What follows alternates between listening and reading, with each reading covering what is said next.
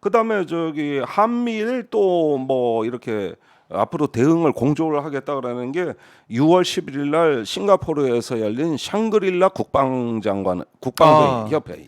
거기 예. 보도가 됐었죠. 보도가 예. 돼서 뭐 여러 가지 우리 정부 측의 입장도 나오곤 했었는데 이게 이 보도가 나오고 난 다음에 우리 국내 언론에서는 이 앞으로 뭐 한일 정상회담 뭐 네. 이게 어떻게 될 거냐 이런 뭐 여러 전망하는 기사도 좀 나오고 있긴 한데 사실은 일본 언론 분위기는 좀 다른 것 같아요.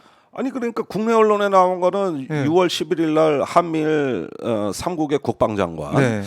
미국의 그 로이드 오스틴 국방장관, 일본의 기시노부 방위성 장관, 한국의 이종석 국방장관 네. 셋이 회의를 잘했다. 맞아요. 그래서 공동 보도자료를 냈다. 거기서 뭐라 그랬냐면은 앞으로 그 저기 미사일 북한 미사일에 대한 탐지 네. 추적 훈련을 공개화하고 정례화하겠다. 이런 발표가 나가가지고 한미일의 이 공동 대응을 하는 모양을 만들어냈거든요. 네. 예. 그러면은 이게 윤석열 정부가 문재인 정부 때는 한일 관계가 냉각되고 사이가 안 좋고 이러니까 그 군사 협력 이런 것도 해야 되는데 안 되는 걸 이번에 복원을 했다. 이런 어떤 취지로 비춰지려고 앵간히 노력을 했고 국내 언론에도 그렇게 보도가 나갔는데 문재인 정부랑 다르다. 이걸 다르다 보여주는 거죠? 이랬는데 네. 다음 날 골 때리는 일들이 벌어집니다. 아주 제가 이런 수모도 이런 수모가 있냐 싶을 정도인데. 오. 자, 일본 언론 보도 예, 내용을 예. 한번 살펴보기로 하겠어요. 먼저 그 직후에 나온 요미우리 신문. 네. 이번에 그 삼국 장관의 합의는 미국의 강한 의지에 일본이 마지못해서 따른 것이었다. 그 삼국 장관 회담 내내 네. 기시노부오 방위성 장관은 한국의 이종섭 국방장관에게 눈도 마주치지 않았다. 그다음에 한국 측은 한일 국방장관 회담을 요청했는데 양자 회담을 네. 응하지 않았다. 그래요. 그다음에 아사히 신문 보면 네. 이 한일 관계 개선에 대해 여러 가지 우려가 있다. 그러면서 특히 2012년 12월에 그 울릉도 인근에서 네. 우리 초계함하고 우리 구축함하고 일본 초계기가 대치한 일이 있다고. 그 사건에 대한 한국 정부의 거짓말을 밝혀야 된다 이거야. 어이구. 그때 우리가 일본의 초계기가 위협적으로 저공 비행을 했고, 네. 그래서 우리는 저기 그 대응을 했는데 일본 측의 그 주장은 뭐냐면 우리 구축함에서 사격 통제 레이더를 가동했다. 이러면 위협으로 보거든요. 그 레이더를 가동하면 조준하는 걸로 보니까. 그래서 그 구축함에 있는 오리콘이라는 대공포, 네. 그 대공포가 이 사격 통제 레이더를 통해 가동되는 건데 이 레이더를 가동했고 대공포를 쏘려고 했다. 하는 거는 조준하려고 한 거 아니냐. 네. 그것도 한 차례가 아니라 두 차례 한 거다. 이랬고 우리 주장은 아니 같은 초계기가 우리 뻔히 한국 뺀 줄 알면서 또 다가와가지고 저공으로 확 지나서 니들이 위협을 했다. 이게 다툼이 벌어졌어요. 예. 그리고 우리는 사격 통제 레이더 가동 안 했다. 이 주장이거든. 저쪽은 가동했다거든. 그래가지고 이게 진실 게임의 양상으로 들어가는데 그래요. 이 거짓말의 그때를 밝혀야겠다는 게 일본 정부 입장이에요. 이 3년 반 전의 사건을 끄집어내는 거예요. 아유, 세게 나오네요. 3년 반 일본이? 전의 사건을. 예. 아니 그러면은 이게 우리 언론 보도와 일본 언론 보도 이렇게 다를 수가 있나요? 그다음에 NHK 예. 보시면은 이런 얘기가 있어요. 그때 샹그릴라 대화에 네. 그 기조 연설을 기시다 총리가 했다고. 그 기시다 총리가 그 현지 인터뷰에서 네. 이런 얘기를 합니다. 한일 관계 발전을 위해서는 옛 한반도 출신 노동자, 이게 저 강제징용 노동자예요. 그렇죠. 이 노동자 문제를 비롯한 현안 해결이 급선무다.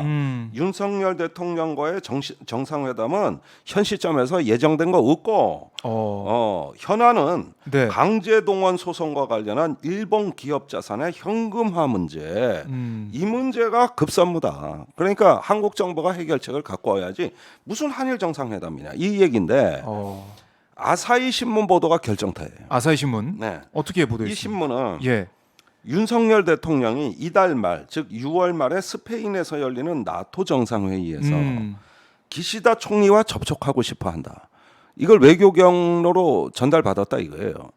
한국 정부로부터. 예. 그런데 한국 정부의 고위 관리는 서서 대화를 나누는 정도가 아니라 회담을 통해 정상끼리 신뢰를 형성하고 싶다. 그러니까 정상회담 하자. 정상회담을 한국 요청했네요. 정부는 이렇게 요청을 해왔는데 네. 이에 대해서 일본 외무성 간부는 뭐라고 얘기를 했느냐. 윤 대통령의 취임 인상 끝났다. 아니 네. 너 대통령 취임해서 우리가 저 특사 보내서 축하한다 그랬어. 새로 당선됐다고 우리가 그거 예, 축하한다고 정상회담 할 일은 없다. 어. 취임 인사 끝났다. 내용 있는 이야기를 좀 더 담아와라. 정상회담 하고 싶으면. 그러니까 이게 아주 그냥 오른쪽 뺨 왼쪽 뺨 골고루 때려. 정상 장관 회담은 네. 우리가 니들 만나고 싶어 만난 게 아니라 미국 때문에 어쩔 수 없이 만난 거고 미사일 탐지 요격 훈련을 원래 해왔던 거고 네. 그건 뭐 더 강화할 것도 없고 그다음에 한일 정상회담은 니들이 우리한테 성의 있는 내용 갖고 와 그러면 생각해 볼게. 요 완전히 아주 대놓고 모욕을 해. 대놓고. 그렇네요. 일본 언론 보도만 보면 대놓고 모욕을 한다니까.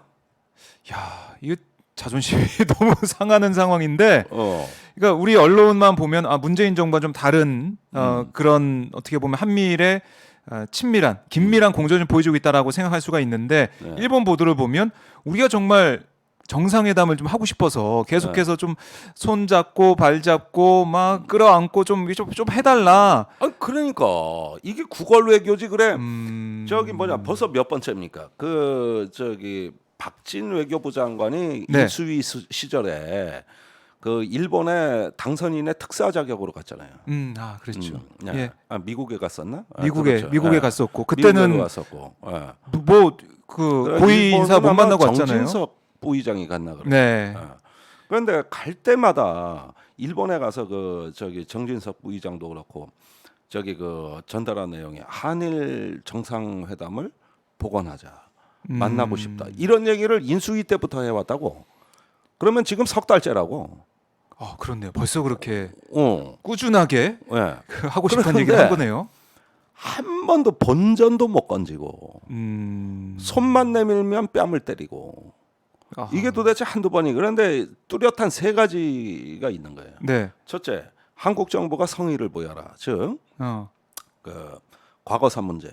과거사 문제. 이런 어떤 징용 문제라든가 위안부 문제라든가 네. 이런 부분에 대해서 일본은 이미 성의 다 보였고 한일 청구권 협정으로 그거 다 끝난 문제인데 한국 정부가 해결책 갖고 와라. 근데 그 해결책이라는 게 우리나라는 상권 분립으로 법원 판결에 의해서 지금 벌어진 일이잖아요. 예? 그렇죠. 징용 배상 문제 그거 법원 판결 아닙니까? 네. 예. 그다음에 위안부 합의는 박근혜 대통령 때 했던 거를 우리 위안부 할머니들 그 피해자들이 거부하고 계시잖아요. 그렇죠. 피해자 중심주의를 위반한 거 아니에요. 네. 그러면 당사자가 있고 법원이 있는 문제를 대통령이 이래라 저래라 해서 우리 정부가 해결책 내놓으면 되는 겁니까? 박근혜 대통령이 고짓하다 탄핵당했잖아. 왜 대법원 판결에 개입해가지고 네. 이거 위안부 문제 이런 문제들 어떻게 판결을 좀 어찌 해보려다가 그 국정농단으로 돼가지고 그걸 수사한 게 누구? 윤석열. 이래서 된 거 아니에요? 그렇죠. 그러면은 법원이 한 일입니다. 예, 그다음에 당사자가 있는 문제예요. 네. 그걸 왜 정부 보고 이래라 저래라 하냐고. 여기서 한국 민주주의와 일본의 민주주의의 차이가 드러나는 거예요. 우리는 일정 정도의 상권 분립에 기초하에서 그렇죠. 이 입법 사법 행정이 서로 견제하는 체제고 어느 하나의 결정으로 국가를 끌어갈 수 있는 나라가 아닐 건데. 네. 그런데 일본 같은 나라는 이런 걸 이해를 못 하더라고. 이런 설명을 해줘도 아니 그거야 법원에다가 정부가 이거 외교 정책상 이렇다고 얘기하면 되지. 아니 도대체가 나는 일본이 민주국가인가가 의심스러운 게 자민련 70년 일당 지배에다가 네. 잠시 1년 동안 핫도야마 민주당에 정권 넘겨준 건 빼고는 이렇게 일당의 장기 집권을 하고 정권 교체가 없는 나라에서 그런 어떤 그 저 정부의 또 어떤 그 자민당의 그 의지가 있으면은 네. 뭐 법원 판결이나 이런 문제도 다 어떻게 해결할 수 있다고 보는 그 자체가 당신들 민주주의하고 우리 민주주의는 달라. 그렇죠. 다른 거라고. 네. 그 민주주의 체제를 진짜 허물어뜨려야지 할 수 있는 그 일을 일본이 요구하고 있는 셈이잖아요, 사실은. 그렇습니다. 우리 어떻게? 그래서 위안부 할머니 그 저기 저기 뭐냐 그 예. 분은 이제 국제 형사재판소로 가자 이렇게 하는데 그건 일본이 응하지는 않잖아요, 또. 그렇죠. 그러니까 이런 문제들을 보면은 우리가 저기 그 상대방 주권에 대한 존중이라는 건 상대방 체제에 대한 존중이에요. 그렇죠. 예, 법원이 정상적으로 심리하고 판결한 걸 우리인들 이렇게 판결하는 게 한편으로 걱정은 안 됐나? 일본이 분명히 반발할 텐데. 그러나 역사적 정의와 법률적 판단에 의해서 네. 이루어진 일인데 무언 윤석열 대통령이 해결책을 내냐고. 그런데 계속 윤석열 대통령은 정상회담을 구걸을 하니 이것도 무슨 해결책을 또 내는 날이면은 말이야.